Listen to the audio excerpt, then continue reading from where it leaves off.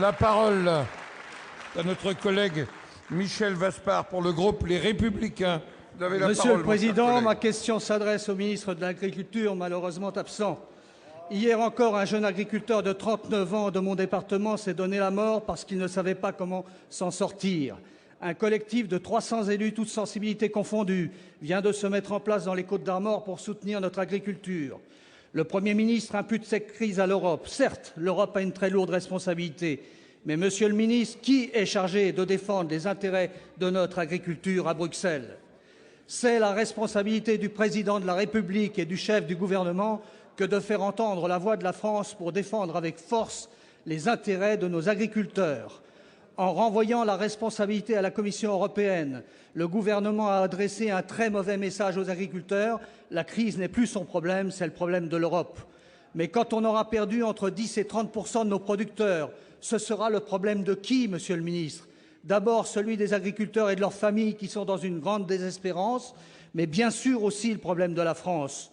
Le Sénat a préparé dès l'été 2015, dans un contexte d'extrême tension déjà, une proposition de loi votée à une large majorité. Cette PPL avait le mérite d'avoir le soutien de la profession.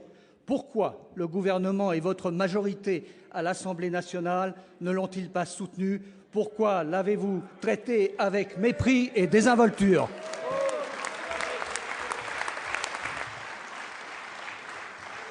Pour vous répondre, la parole est au secrétaire d'État en charge des relations avec le Parlement, Jean-Marie Le Guen.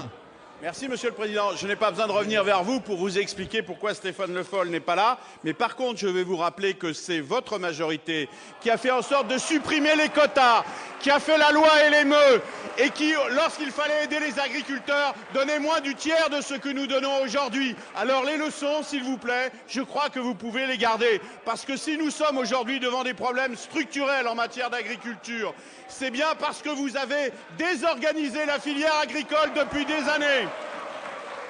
Alors nous intervenons dans l'urgence, mais nous intervenons aussi à Bruxelles, oui à Bruxelles, parce que les quotas, vous les avez laissés se défaire et qu'aujourd'hui, il faut des régulations.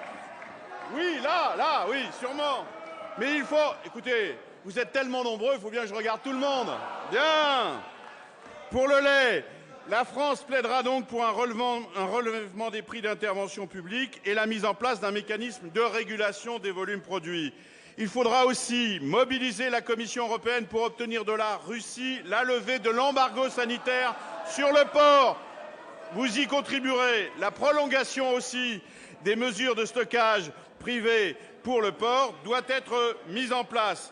Il faut que nous obtenions aussi, évidemment, dans le cadre de la grande distribution, des éléments de mobilisation de l'ensemble des acteurs, ce qui n'est pas le cas aujourd'hui, je l'ai dit tout à l'heure, ni s'agissant des coopératives, ni s'agissant de la grande distribution. Enfin, pour ce qui concerne l'étiquetage de l'origine dans les plats transformés, un sujet important pour que le consommateur puisse se mobiliser à son tour, un projet de décret en Conseil d'État sera présenté dans les prochains jours et notifié à la Commission européenne. Il prévoit l'étiquetage obligatoire de l'origine des viandes et du lait dans les produits transformés.